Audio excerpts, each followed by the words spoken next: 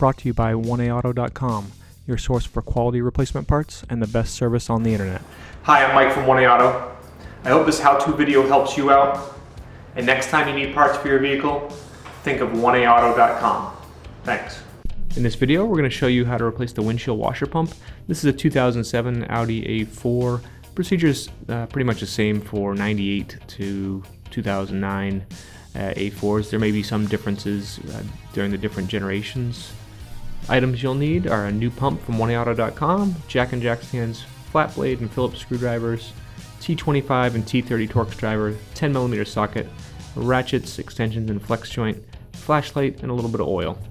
Using a jack and jack stands or a lift will make the repair easier, and we do it to make videoing easier. Lets us get the camera in there much better. But you want to look, this little green in the green circle is a little triangle. That just is a reference point, and really where you want to put the jack and jack stand is where the red circle is under the pinch weld, and that's the same for both the sides. Starting on the front, up underneath, there are 3 flat blade fasteners. You just turn these counterclockwise about a half to a turn, and they come out. Sometimes sand and gook can get in there and make them hard, but there are 3, 1 in the middle, and then 2 to the side, and I am missing 1 on this vehicle.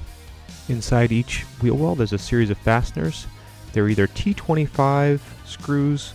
I found a couple Phillips screws, and then there was even 1 flat blade screw in here, but you want to remove these T25 screws. And then on the other side, you want to turn your wheels the other way, because sometimes getting these lower ones is a little easier with the wheels turned the other way. And then that there is a push pin that you just need to pull on to get it out. If need be, you may want to work a flat blade screwdriver in behind to pull that plug on. You can see I can just grip the inner fender and pull on it firmly and remove that push-in plug. And I'll fast forward here. I'm using a T25 Torx Driver on a socket and ratchet, as well as a Phillips screwdriver, and remove all the fasteners in the wheel well. And obviously I'm doing this on one side. You want to repeat this for the other side as well. Pull your inner fender back, and there are 2 more T25 screws here and here. We'll remove those.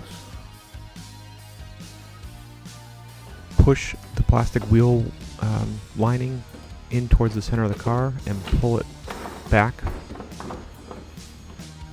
There are 2 studs kind of positioned right there that go into the fender, and they're held by 2 10mm nuts, as I'm going to show you right here. And here you can see circled in red are those 2 10mm nuts that you need to remove. And again, you need to do this on both sides. To get to those nuts, I use a flex joint on the end, and that's a deep socket, 10mm, and I use a couple of extensions to make it easier to get in there.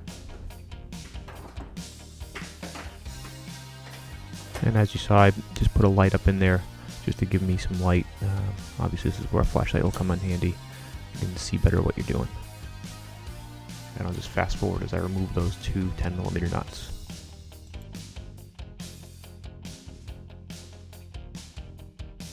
On the driver's side, the washer bottle creates a little bit of a tight space, but using the same ratchet and extensions and flex joint, you can get in there, and I can even get my hand in there to get the nuts off once they're loose. On top, there are 3 T30 bolts to remove, 1 in the center, 1 on the side, and 1 on the other side. Then down in these holes are actually 2 T30 bolts that you just need to loosen up. There's a couple little cushions that just kind of pinch onto the bumper cover. Having the flashlight helps look down into those holes and see the T30 Torx bolts.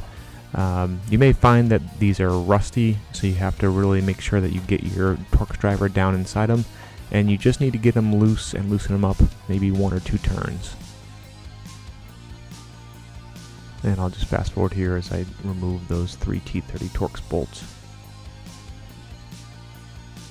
Now you need to release each side of the cover and pull the cover off.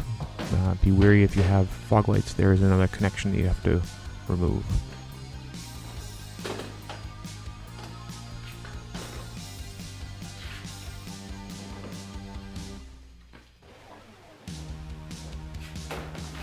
Final step, disconnect this connector, push the tab on the top with your thumb, and pull the connector.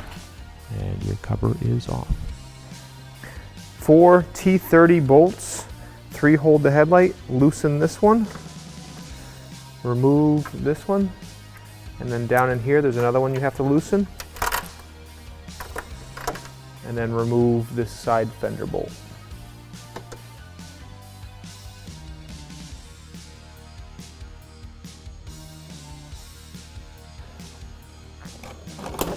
Pull the headlight out, disconnect the lead, press on the tab, pull it down. You want to disconnect this harness here, it's the tab. Sometimes you have to push against the intercooler, pull the tab and pull it off, and then loosen up this hose clamp and pull the hose off.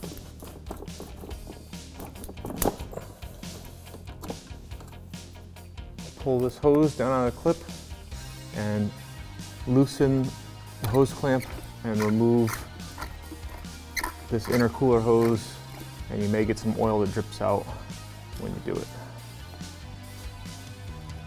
You shouldn't, but you may.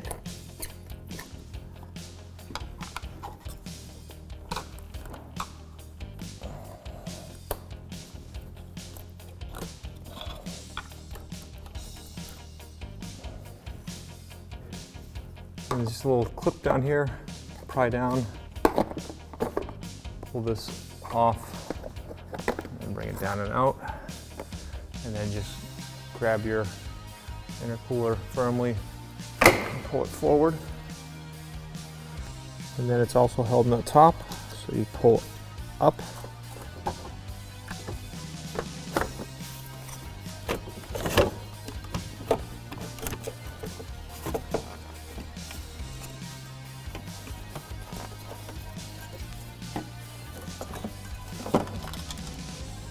Now your washer pump is very easy to access. If you've got fluid in here still, you'll want to disconnect this just by turning and pulling, and then your fluid is going to come out. So have a nice clean bucket ready to catch it. Grab your pump and pull it up. And all your fluid's going to come out. Once the pump is out, just press on that tab, disconnect. Old part from the vehicle, new part from 1A Auto. You can see it's exactly the same. It's gonna install the same and fix up your problem. Put your new pump down in place. Make sure this rubber grommet is in place. Push down and turn it. Reconnect your line and reconnect your lead.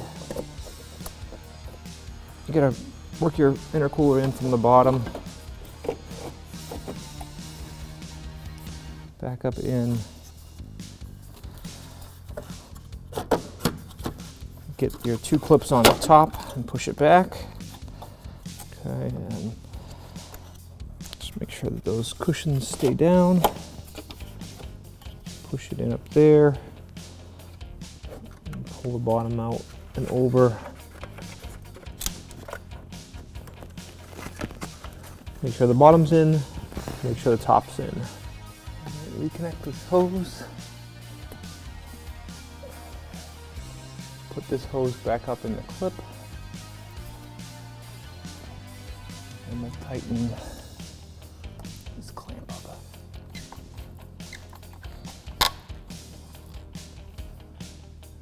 Reconnect this lead and put your intercooler hose back on.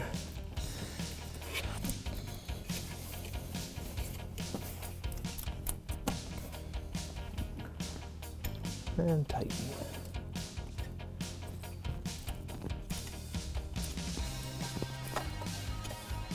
Install a duct. These 2 tabs go up under here and then it snaps in place.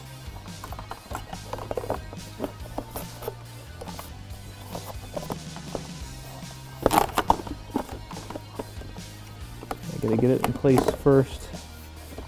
Push it down, then up.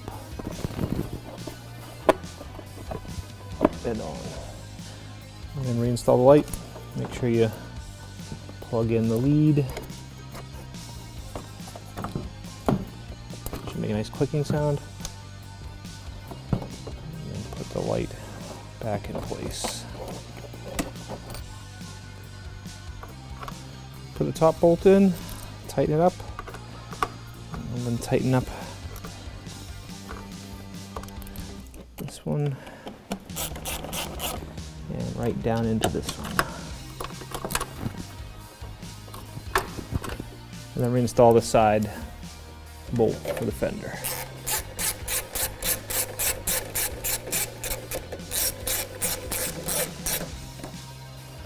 And put the bumper cover back on. Remember to replug the harness if you have fog lights.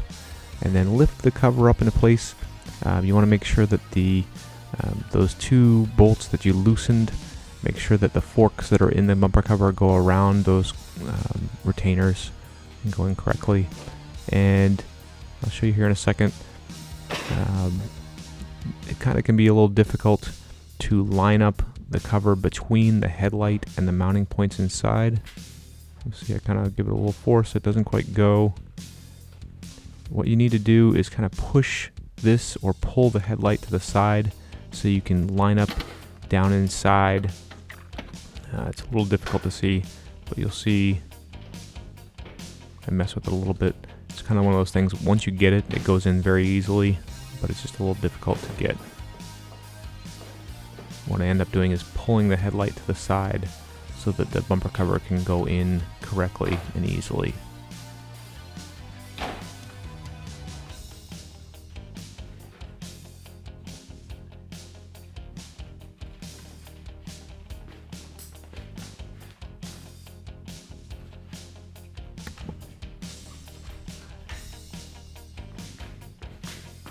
As you can see, once you get it right, it goes right in nice and easy.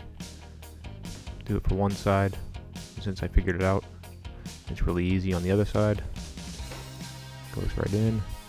And then latch the sides into place.